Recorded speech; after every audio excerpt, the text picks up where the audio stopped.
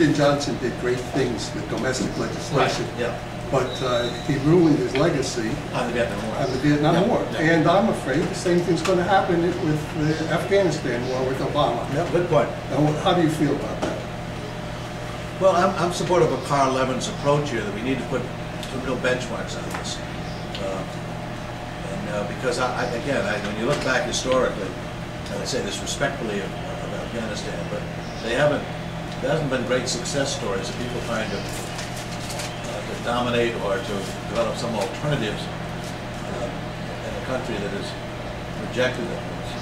It's all history. I mean, Genghis Khan was no shrinking pilot, and he did, we don't admire his tactics, but he did pretty well, except in one place, Afghanistan.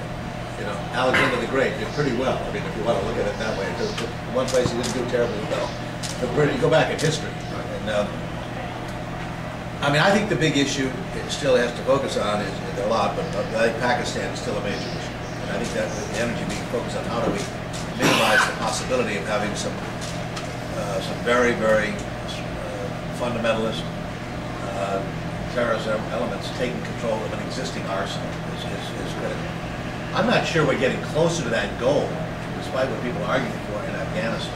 I think, again, you could argue it's closer to the action, but I don't know how you make a distinction between that and Iraq necessarily, more than Iraq got getting closer to that issue. So I think having some benchmarks on this and deciding, what are your real goals here? What are the reasonable goals you think you can achieve?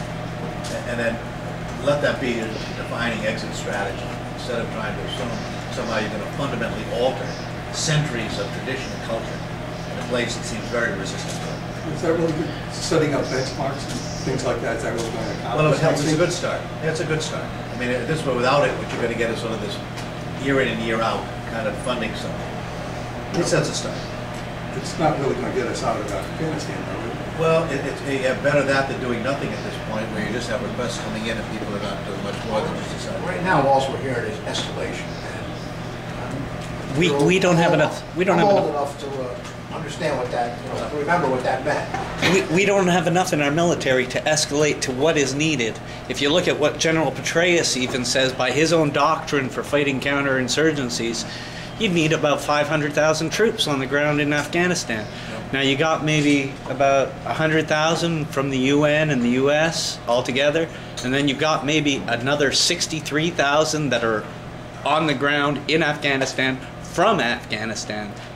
Where are the other 400,000 some odd going to come from to actually stabilize a counterinsurgency? Well, unless you're going to have a draft in the US or in other countries, that's just not going to happen. Still in Vietnam, even with all those soldiers and with the draft, we still... But the reality, even by General Petraeus' doctrine for counterinsurgency, they're about 400,000 soldiers short. Well, my point, to answer your question, I think this is the way you're going to begin to change the policy other than just having an open-ended one, where it just goes on.